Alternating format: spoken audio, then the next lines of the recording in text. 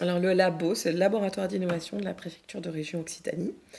Il a été créé en 2016, c'est un des premiers labs d'innovation en préfecture qui a été créé. Et depuis, il s'est développé, c'est aujourd'hui donc un des plus anciens. Son origine, en fait, c'est la volonté qui a été portée par le préfet à l'époque d'accompagner la transformation de la fonction publique, la transformation des services, en partant simplement du principe que si on veut trouver des solutions aux problèmes actuels, ça sert à rien de remettre les mêmes ingrédients dans le saladier, mais il faut essayer d'avoir des approches différentes en fait pour trouver des solutions qui soient différentes.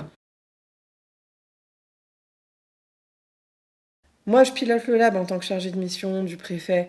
Et puis ensuite, j'ai 2 apprentis qui nous ont rejoints pour 2 ans. Un concepteur UX, donc qui fait tout ce qui est développement d'interface, ergonomie pour améliorer l'expérience usagée. Et une apprentie en communication.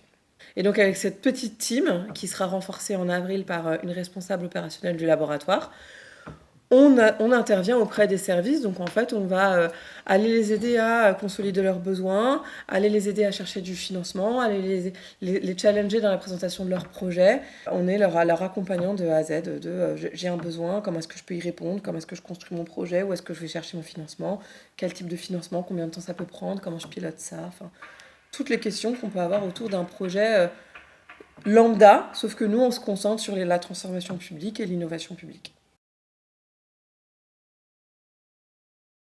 Aujourd'hui, le service public au sens large sur le territoire, c'est ultra complexe, c'est tentaculaire entre les communes, les collectivités, les intercos, les métropoles, les conseils régionaux, les préfectures et tous les services de l'État. C'est très compliqué.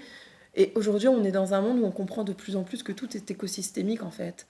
On ne peut pas se dire, tiens, si on modifie juste les services de l'État, ça va tout résoudre. Il faut qu'on arrive à créer ces interactions-là, à avoir ce fonctionnement écosystémique.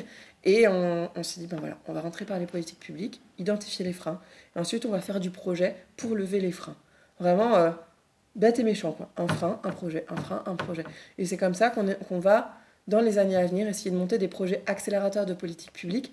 Et c'est aussi ça notre gage d'efficience quelque part. C'est de se dire, c'est très bien d'améliorer la, le quotidien des agents. Et c'est encore mieux que cette transformation, elle impacte finalement l'usager euh, au bout de la chaîne, donc le citoyen en fait. Et c'est purement l'objectif de ces politiques publiques prioritaires.